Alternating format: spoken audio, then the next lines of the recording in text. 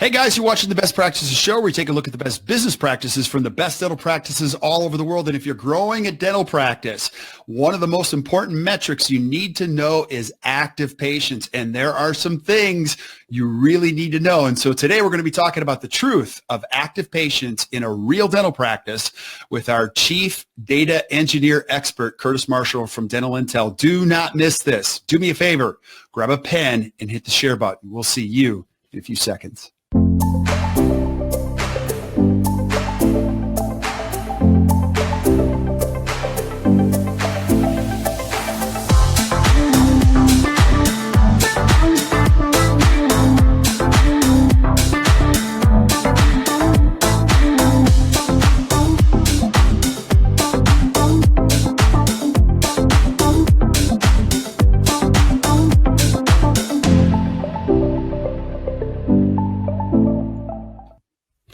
Hey guys, you're watching the Best Practice Show. Thank you so much for watching. And we have our data engineer expert on today. I got my music playing in the background here. I'm going to turn that off here. Hold on one second. Nothing wrong with good music, Kirk. Nothing wrong with a little good music. Thank you guys for tuning in. We are having so much fun doing these shows. And today we're going to be examining one of the most important pieces of a dental practice, which is truly getting our arms around the metric of active patients. And there's some things that might be leading you in the wrong direction. And today we're going to clear them up, what you really need to know about improving a dental practice, not only driving the valuation, but the overall activity through active patients with our chief data expert engineer, Curtis Marshall. Now, couple show notes. We are shooting this live on Facebook. So as you have questions, if you have them, add them to the feed and I'll ask Curtis directly while we have him on here and we'll get our answer straight from the top. Also, if you're watching this later on, which we watch the metrics on this, people are watching them late at night on different days. If you have questions, continue to add them to the feed and we'll make sure we give you the answers or get you the answers because we want you to get the most out of this. Now, my guest today, Curtis, you've been a great friend and a colleague of ours for a long time. And you're part of Dental Intel. For those people that don't know who you are, give us a little background on who Curtis Marshall is and what Dental Intel is. Thanks, Kirk. And by the way, once again, so glad to be talking about active patients because it is a metric that is so broad and no one really understands and knows about. But if we understand what's happening, that's when we can improve. The things we focus on grow. I think you're the one you've said that multiple times. And so, my name's Curtis Marshall. I have a beautiful family, 3 little girls, and love data. I love looking at data, analyzing it, and making action plans from it. I work over here at Dental Intel, and what we do is we provide that data to offices knowing exactly what to do today, not necessarily what happened in the past.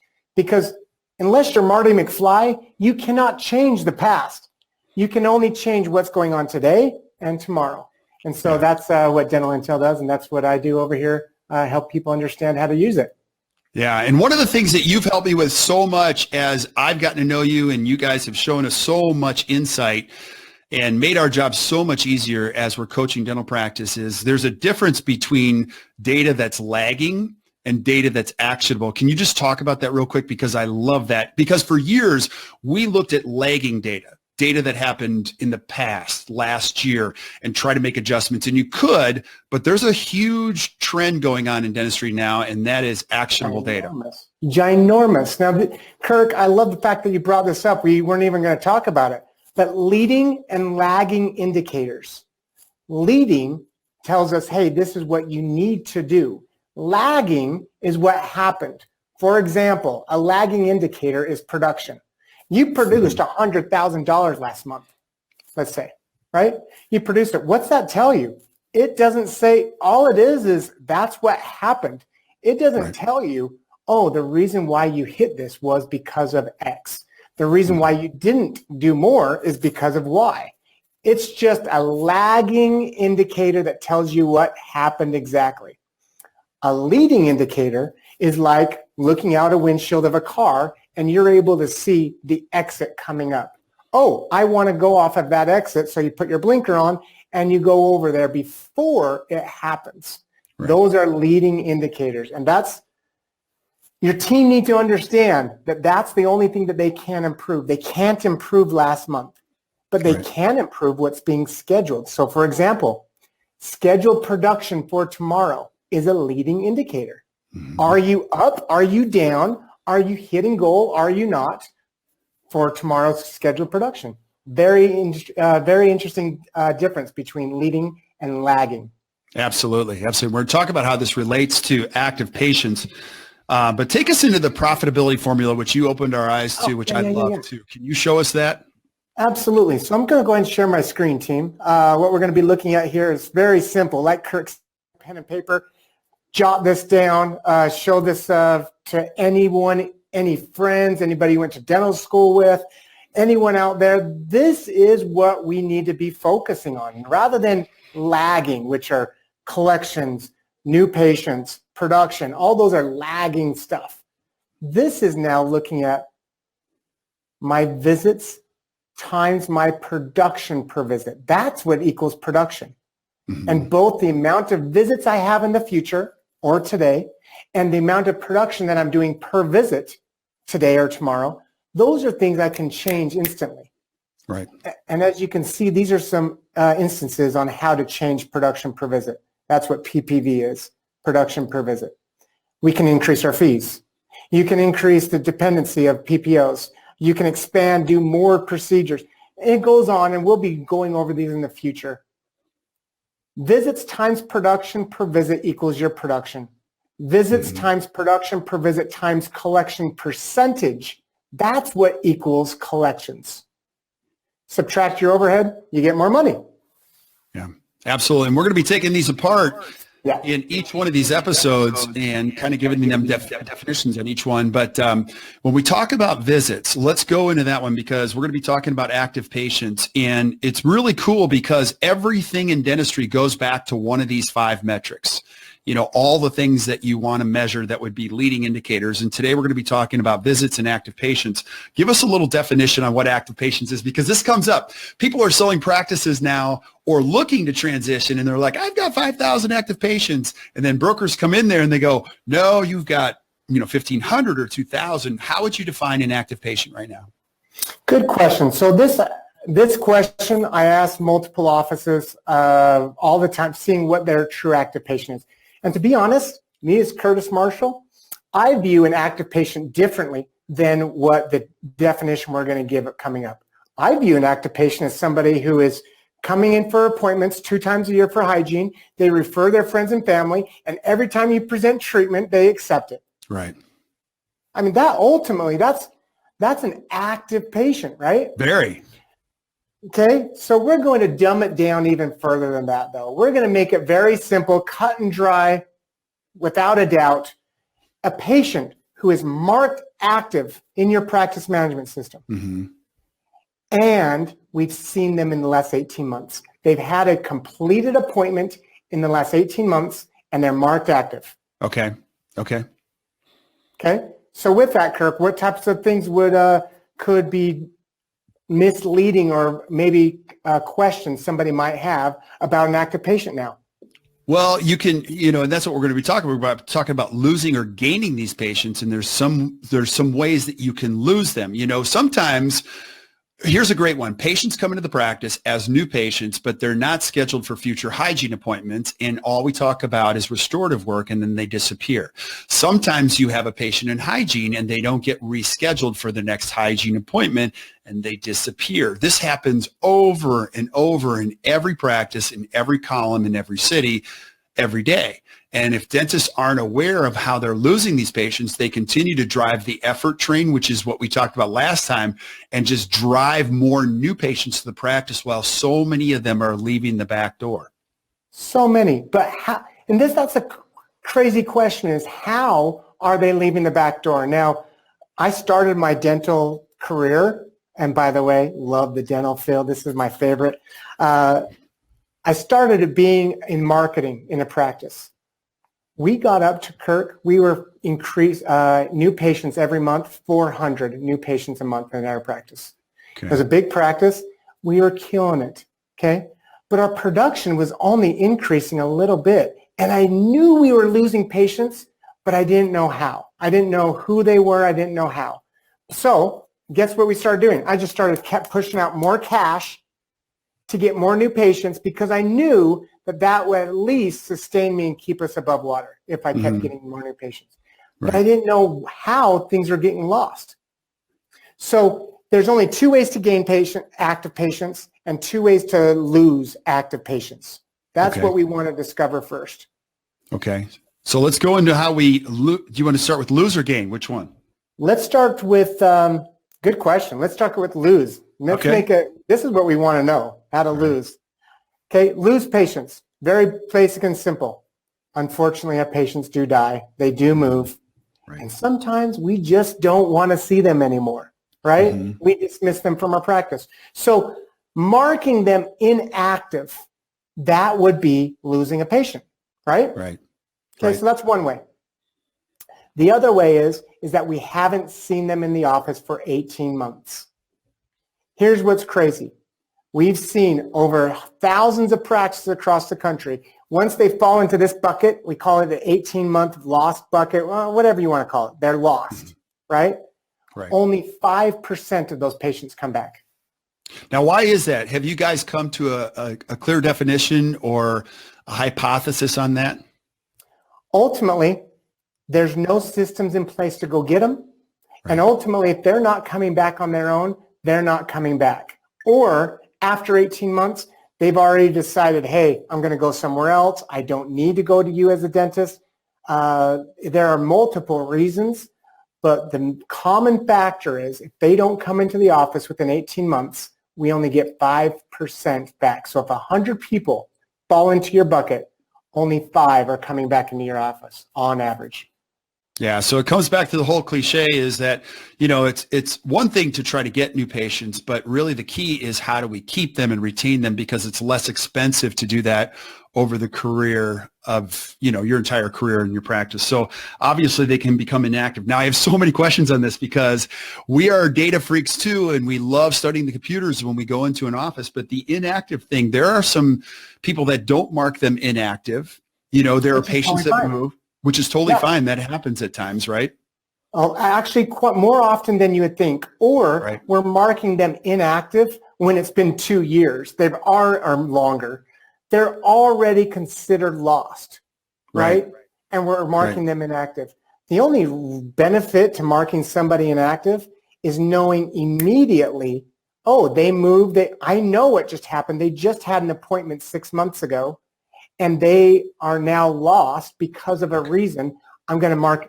That's the only time you really need to, we're in 2018. If you can't find out how many patients you've lost due to inactivity, 18 months, and under 18 months, how many you marked inactive, then we need some more education, which is why we're here today. Absolutely. Absolutely. So we talked about inactive. What's the other way that you can lose patients, obviously? Inactivity, activity, meaning we haven't seen them due to 18 months. And the other way is marking them inactive in your practice management system. Only 2 ways. You physically mark them inactive, or you haven't seen them in 18 months. Now, think about if you did this, though. If you tracked how many patients left you 18 months ago, or who haven't been in the office for 18 months. And then you also tracked all the ones that you marked inactive, and it was 3 years, and you're now counting them twice. That's not good. So what we're going to show you here in 2 seconds is all the patients who left the office 18 months ago, and all the patients you marked inactive under the 18 months. If you marked them inactive and they're already in this pile, we're not going to count them twice. Okay. Right? Okay. So that's the only way to lose active patients. Okay. Very cool. Yeah. Now, this graphic that you're going to show us and how it all works, it's very important because you might be sitting here thinking, well, why do I need to know this? There's a very important reason why you need to know this. Because so many, again, goes back to the effort train. So many people are putting so much pressure on the new that when you look at the net results, you're in the negative sometimes when you have too many patients becoming inactive or falling outside of the 18-month window. Absolutely. Let's go ahead. Do you mind if we pull that up? Let's go ahead. Okay, let's pull this up. This is, why didn't it come up for me? Hold on. You see it. There we go. I see. Yeah. Okay.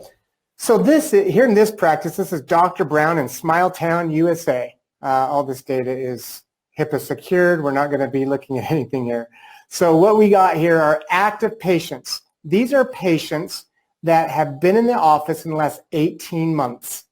2,628 patients. Now, Kirk, if they were to pull out of their practice management system the active patient number, it's going to be a lot bigger than this.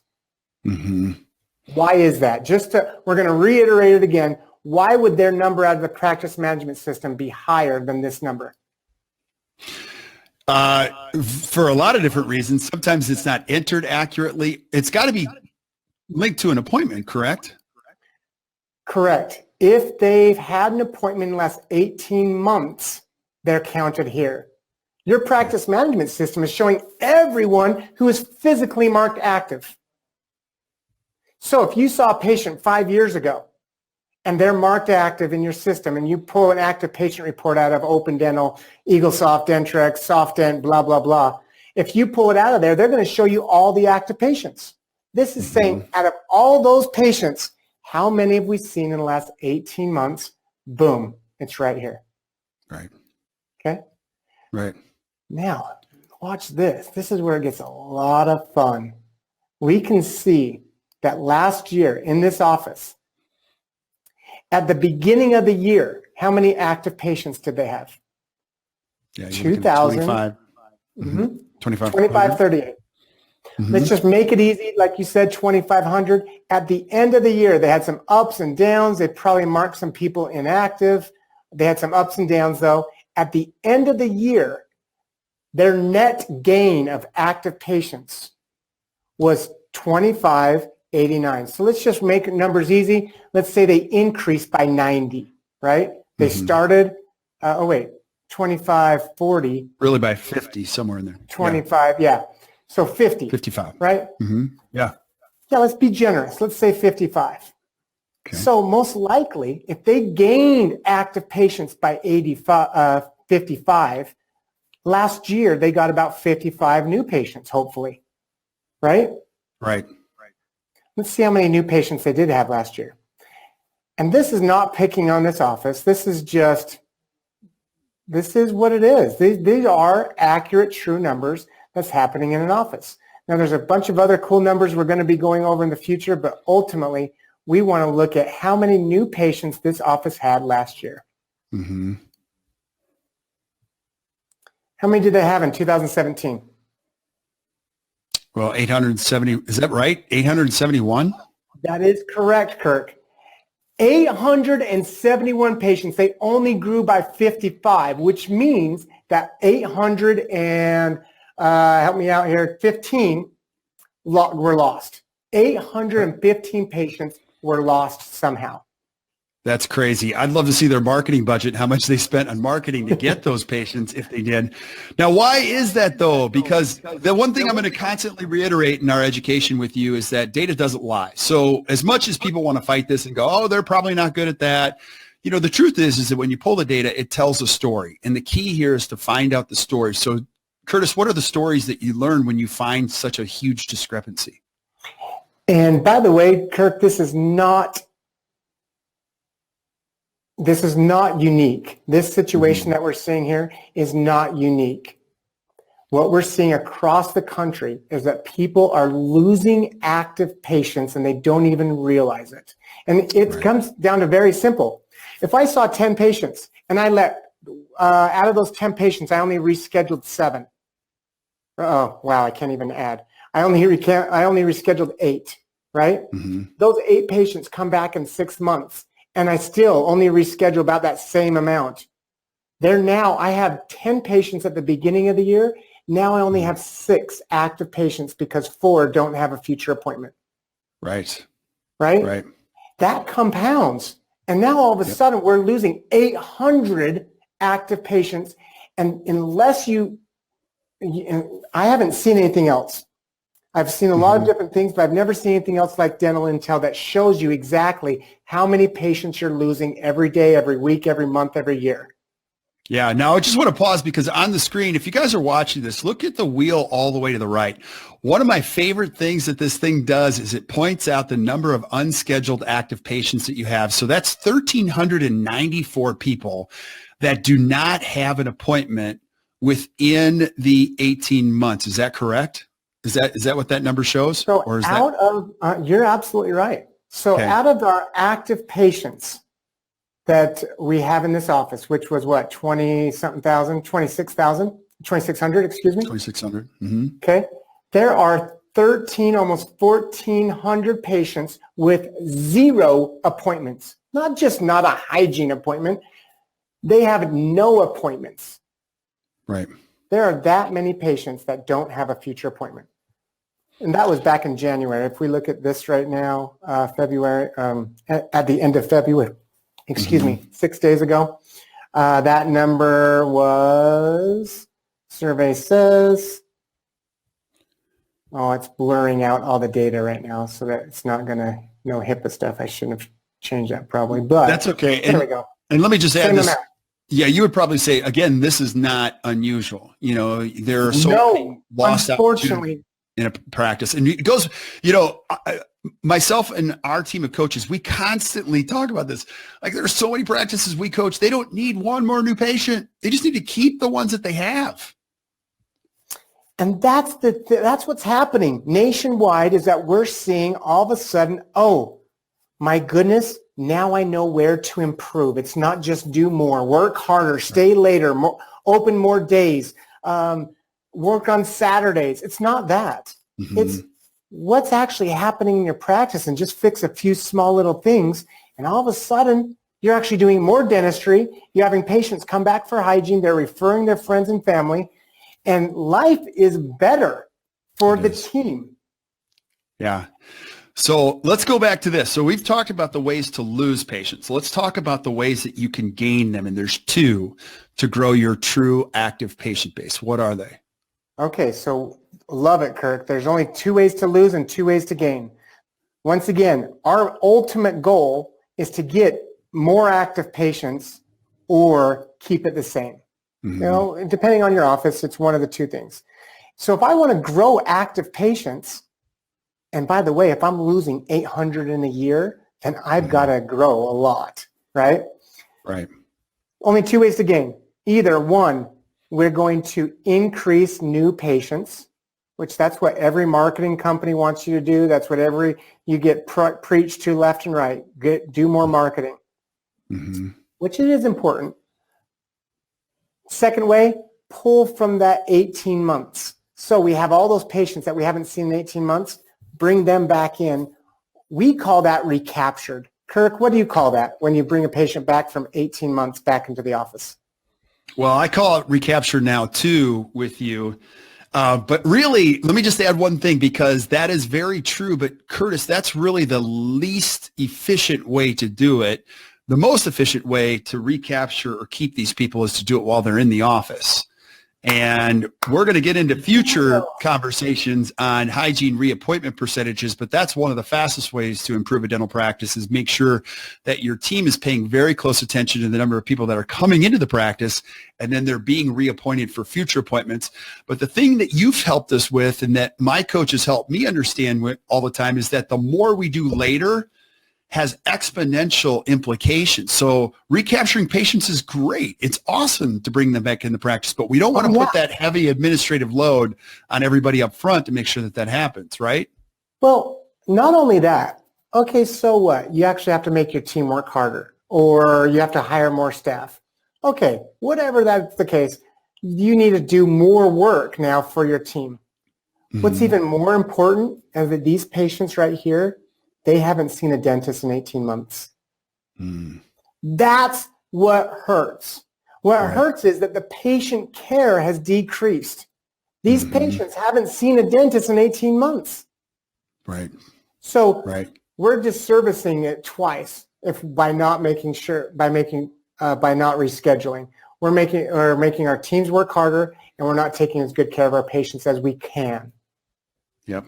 So out of these 2,000 active patients, 2,600 active patients, only 49% have a future appointment. Okay, now pause on that because there's a difference. We've talked about it before, but pre-appointment and reappointment. What's pre-appointment percentage? Pre-appointment means as of today, today's March 6th, as of today, 49% have a future appointment. No, wait. But we get all of them. Our practice, how many times do you hear that? No, we have all of them. All of our patients are pre-appointed. Yeah, and we, they may be leaving with an appointment, but as of today, we're seeing 30 to 40% have a future appointment. And this office is doing a little bit better than the average. They're at 50. Where do you stand? Do you know exactly, not just how many left the office, but do you know how many patients of your active patients have a future appointment? Right. First of all, yeah, I'm sorry, buddy. I'm just so excited about this. This is so key what you're saying because number one, you have to know the number. You can't guess because again, data doesn't lie. Now, can you imagine this? Let's say this is your practice and you're a little bit better than average and you're 49%. What happens when you get to 54% or 60%? My guess, I'm going to answer the question for you, is you have no place to put a lot of these people. Your hygiene schedule is now at full capacity. As a result, your restorative schedule is also full. So we're not looking for perfect here. All we're looking for is progress. The first part in any progress is telling the truth and knowing where the number's at and then improving it by just a little bit. You can do that through verbal skills. You can do that through just little pieces of work as a team every day. But this is such an important component of any healthy business. So true, Kirk. And you've got, for anybody who hasn't seen Kirk's videos, he has one really good one of understanding, hey, if you're going to put a puzzle together, you first need to know, or at least to make it easier, you need to know what the end result looks like. Right now, if you don't know what the end result or what you're even at or what the end result is, it's very difficult to put that puzzle together. Now that you have this, it's like, oh, I know exactly where I'm going to improve. I'm going to get that done. And believe it or not, Kirk, they increased this number by 10% within the first 3 months. Offices who pay attention to this number within 3 months improve pre-appointment percentage by 10%. 10% improvement here increases profits by 15%. Yeah. Think about that. Yeah, and as the formula that you showed earlier, it has an exponential impact the further you go down the formula. You increase the number of visits, which drives the number of active patients, production per visit, all the way down. You're exactly right. It has this incredible impact all the way through. Now, I have to say this too. One more thing, because again, I'm so excited about this, is that we have found this. What gets measured gets improved, but what gets measured and reported on gets exponentially improved. No different than looking at your weight, looking at your lipids. When you're looking at them on a regular, consistent basis, you're going to want to see the number improve. No different than watching your children's grades or anything like that. If you don't look at them periodically, there's a good chance they're not going to get better. So key, Kirk. So key. And here's the cool thing. You said, as you said, you start to increase this number. You don't have a room in your office, and maybe you don't want to grow room, but guess what we can now do? We can now get rid of Delta Dental. Right. You can now pick which insurances you want to be using in your practice. You can be very selective now on having the exact active patient you want instead of just trying to do more and trying to do better. Yep. Anyway, we could go down that road forever, but well, really, and it's important too. I do want to go down that road for just a little bit because what happens is, and I just came back out from working with a great study club out east, and as everyone talks along the coast, look, PPOs are killing us. We're 87% PPO, and they can't see a way out of it. They feel like they're almost boiled frogs in this whole syndrome. Like, I don't know how I'm going to get out of this. But when you look at data, you don't have to go crazy. You can start tightening, the screws or playing with some of the knobs to say, hey, look, I don't want to go crazy and add more hours, because what you're going to learn, or what you're going to see when you hang up and get off this video, you're going to surf the internet. You're going to go to great sites, and they're going to tell you about expanding capacity and opening up your hours to drive revenue. And that is very true. But is that truly what you want for your dental practice? I think doing dentistry right now without x-rays or digital images is irresponsible. I think running a dental practice without data is always also irresponsible. Now, I got a couple of questions. Not just for you, Kirk. Not just for you, for your patients. Look at this, right? They can be at much higher than this. And because they don't know where they are, they can't help their patients. Right. Right. Now, I have so many questions. One of them from our good friend Deepak, who asked this question: who all on the team should we share these stats with? Just the leadership team or the whole team? Great question. That is like, here's one thing, doctor, great question. Because typically when an office manager or an owner sees numbers, they hide it. They're like, oh, I know this number, no one else does. We stink, right? Right. And then all of a sudden these numbers should be shown to every team member. Yeah. Every team member is trying to increase patient care. Every team member is trying to increase team performance. They should know what an active patient is and how many active patients they have. They should know how we lose patients. And look at this. We even show a graph that shows exactly how you're losing patients and how you're gaining patients. In October of 2017, they got 75 new patients, brand new patients. They recaptured 16. So from that bucket, they recaptured 16. Kirk, how many did they grow by in October? I'm trying to read the screen here. Negative. Not negative. What does that say? 62? 62. So that's crazy. Decreased 62. Now, granted, we can see here that they status changed 91, meaning they physically marked 91 inactive. So they were probably cleaning up some database, whatever. So they should have seen a negative, but not by 62. They actually should have been 0. Right. Because 62 patients also fell into that bucket. Yeah. If your team members don't know, they can't help you improve. Go ahead, Kirk. Yeah. Now, you and I have looked at this practice together many times. Now, as you're going to notice, if you're watching this video, look at what happens to the actual growth line between November and February.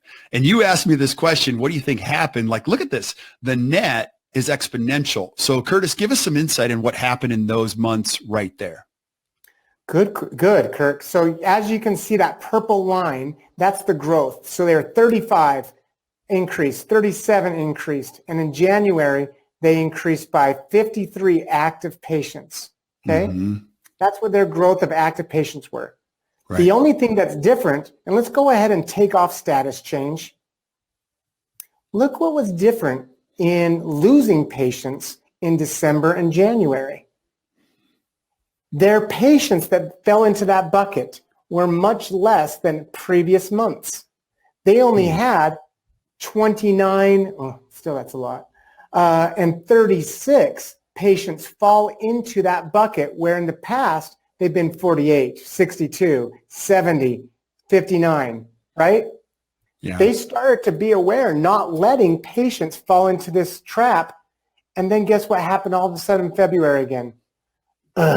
Because they stopped looking at the data last month, they lost 46 patients. Right. And let me give you the kicker here. This isn't true for every practice, but when you take that report and you start looking at the number of inactive patients, which you can see is 46 here, you're losing a lot of fee-for-service patients, because some PPOs force patients. Remember, one of their benefits. Yeah, one of the benefits of being on a Delta PPO or lousy PPO is that you're being forced and reminded to be regular in a dental practice. So, unintentionally, you're building more of an insurance-driven practice by not retaining these good patients, because there's no mechanism for somebody that's paying cash to stay into your practice. So having this data, now what's really cool is you can do a deeper dive, and we won't get into that today, but you can really do a deeper dive and you can see each one of the patients. Now, this is really sad, but as you go into every patient, you're going to go, that's Mrs. Finelli. How did she get there? And every team member will go, oh, she's one of our best patients. She's good for that. No, she didn't make an appointment and she drifted off into the universe. So that, again, that happens every day in every column in every practice. So it's really important to have this data. Now, one more thing, because Curtis, I know we only get you for a few more minutes and we're going to do so many more of these. Rob Ritter mentioned our good friend Rob Ritter down in Florida. Oh, Ritter love and Rob. Ramsey, Hey, Rob. who those guys are rock stars. They said to Deepak's question, which was posed earlier on the broadcast, should the whole team be informed of this information? And he said all of our team members have the mobile app so they can review it the night before and they're ready to roll in the morning huddle. And he calls it one of the most important apps. The Dental Intel app is climbing on being the most downloaded dental app in the dental field. Go on there. If you have Dental Intel, you can download your own little app and see exactly what's happening in your practice. You no more need to remote log in, but more importantly, now your team knows exactly where to improve, and not just I'm trying hard, doctor. I'm trying hard as I'm looking on my Facebook. Right? Or as I call my daughter during lunch, and I'm more worried about taking care of my lunch rather than taking care of my patients. Right. So if you're watching this, I think it's critically important. You have to have the data. Please use this video, share it with your team about the truth around active patients. Have a conversation on the 2 ways you lose patients and the 2 ways that you gain patients, because as a dentist, you're not the only one who's got to be working in the right direction. You got to get everybody rowing in the right direction, and that's one way to do it. And if you want to see how your practice operates, Curtis, you guys have been so gracious to create what's called the Snapshot. It's basically a report card for your practice. Anyone that's watching this broadcast, you can click on the link. We've included it in the post, and you can actually get a free snapshot. Now, Curtis, what is a snapshot? Can you describe what it is and how it works? And it only takes a few minutes, right? Yeah, it's real quick. All we do is we put a little sync tool, gather your data, and we can show you exactly how many active patients you have, and out of your active patients, how many have a future appointment. Right. What we just saw today, we can show you for your office within just a few minutes. Yeah. So absolutely fill that out. Make sure to put ACT down at the bottom for your promo code, and we'll give you something special too. Yeah, and you're crazy if you don't do it. Let me warn you, it's going to freak you out, because you're going to think, oh, we're so great, and you're going to see. Now, this isn't about making you feel bad. This is about recognizing where the true opportunities for growth are. Yes. Oh, man, that's the whole point. That's where successful people are successful and non-successful people continue to be unsuccessful, is because the successful people know where they are in order to improve. The unsuccessful people are guessing. I'm sure I'm good. I feel like I'm good. Yeah. My feeling is we're doing well. You heard it from 5 more years. Yeah. You heard it from the chief data expert. You got to know it, and you know the truth. So Curtis, thank you so much. I know you got to run here in a few minutes. We'll be back again next week, taking apart each one of these metrics for weeks to come. Thank you so much. Continue to add your questions to the feed. We will answer them as best we can, and then ask some more questions. We'll get our chief data expert back, and you've just made our lives so much better, and our clients are so much better. Everybody who's watching this. So thank you, buddy. And stick around while we say goodbye to everybody else. But thank you guys for watching. If you enjoyed today's episode, which I hope you did, do us a favor, just hit the share button, share with your friends. We'll see you next time on the Best Practices Show. You guys have a great evening.